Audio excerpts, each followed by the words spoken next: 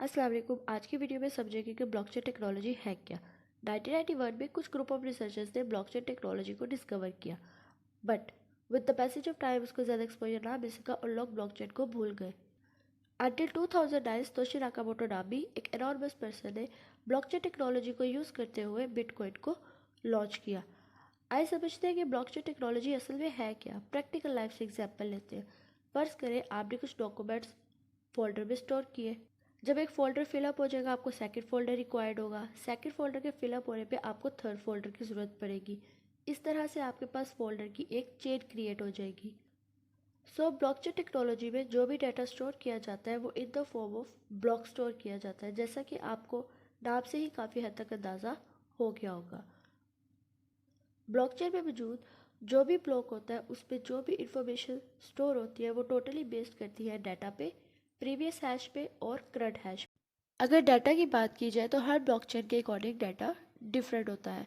Blockchain में मौजूद block में जो भी डाटा होता है वो तीन तरह की इन्फॉर्मेशन पे बेस्ड करता है कि आपने किससे ट्रांजैक्शन ली, किसको ट्रांजैक्शन सेंड की और ट्रांजैक्शन की टोटल अमाउंट क्या थी।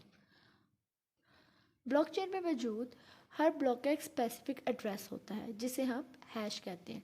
इन्हीं हैशेस के थ्रू ब्लॉकचेन में मौजूद हर ब्लॉक एक दूसरे के साथ कनेक्टेड होते हैं। अगर आप हैश के कंसेप्ट को समझना चाहते हैं then it is very easy. जिस तरह से आपका फिंगरप्रिंट यूनिक होता है इसी तरह से ब्लॉकचेन में मौजूद हर ब्लॉक का हैश भी यूनिक होता है। अगर पहले ब्लॉक की बात की जाए तो वो ब्लॉक जिससे ब्लॉकचेन स्टार्ट होती है उसको हम जेनेसिस ब्लॉक कहते हैं। उसका प्रीवियस हैश ब्लैंक होता है। जब उसमें इन्फॉर्मेशन स्टोर की जाती है तो उसका करंट हैश जनरेट हो जाता है और साथ ही चेन में सेकंड ब्लॉक भी ऐड हो जाता है और फर्स्ट वाले का करंट हैश सेकंड वाले का प्रीवियस हैश बन जाता है। सेकंड वाले में जब इन्फॉर्मेशन स्टोर की जाती है तो उसका करंट हैश जनरेट हो जाता है और साथ ही चेन में थर्ड ब्लॉक भी ऐड हो जाता है और सेकंड वाले का करंट हैश उसका प्रीवियस हैश बन जाता है। जैसे ही थर्ड वाले में इन्फॉर्मेशन स्टोर की जाती है देन उसका करंट हैश जनरेट हो जाता है। इस तरह से ब्लॉक्स की चेन बनती चली जाती है। सेकंड कंसेप्ट जिस पे ब्लॉकचेन वर्क करती है वो है प्रूफ ऑफ वर्क। आए अब समझते हैं कि असल में प्रूफ ऑफ वर्क प्रोटोकॉल असल में है क्या। फ़र्ज़ करें कि अली ने अहमद को 500 रुपये देने हैं। इसका मतलब है कि अली के अकाउंट से 500 डिडक्ट होकर अहमद के अकाउंट में डिपॉजिट हो जाएंगे और इस ट्रांजैक्शन के लिए इनको थर्ड पार्टी पे यकीन करना पड़ेगा और वो थर्ड पार्टी है बैंक। इसे हम ट्रेडिशनल बैंकिंग कहते हैं। अब सीबीसी ट्रांजैक्शन को हम बिटकॉइन की ब्लॉकचेन में कंसीडर करते हैं। फ़र्ज़ करते हैं कि हमारे पास एक लेजर है, एक रिटन डॉक्यूमेंट है जिसको हम सिंपली खाता भी कहते हैं। उसमें मेंशन है कि अली ने अहमद के अकाउंट पे ट्रांजैक्शन की और ये ट्रांजैक्शन जो है जो पब्लिकली सबको शो करवाई जाएगी। अगर इन दोनों में से कोई भी इस डॉक्यूमेंटेशन में चेंजिंग करना चाहेगा तो चेंजिंग करने के लिए इन दोनों के पास पब्लिक कीज़ और प्राइवेट कीज़ होनी चाहिए। अब आइए फर्दर समझते हैं कि पब्लिक कीज़ और प्राइवेट कीज़ होती क्या है। जैसा कि हम सब जानते हैं कि अली ने अहमद के अकाउंट में जो भी ट्रांजैक्शन की वो बैंक के थ्रू की, तो इन दोनों की जो पब्लिक कीज़ होगी वो इन दोनों की चेक बुक्स होगी, जबकि इन दोनों की प्राइवेट कीज़ इनके सिग्नेचर्स होगी।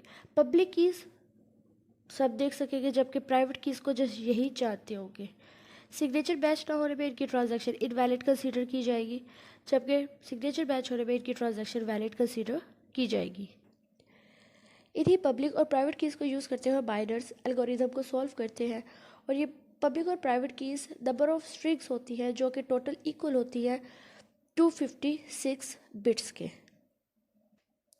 तो यहाँ पे इन्हीं सिग्नेचर्स की ज़रूरत होती है, ना कि किसी बैंक की वेरिफिकेशन की, क्योंकि हर ब्लॉक का प्रूफ ऑफ वर्क प्रूफ हो चुका हुआ है। इसी वजह से ब्लॉकचेन जो है वो डिस्ट्रीब्यूटेड ट्रस्टलेस सेंसस कहलाती है। अगर कोई भी पर्सन ब्लॉकचेन में किसी भी ब्लॉक को वैलिड बनाने की भरपूर कोशिश करता है तो उसको प्रूफ ऑफ वर्क कैलकुलेट करना पड़ेगा, जो कि बिल्कुल भी मुमकिन नहीं।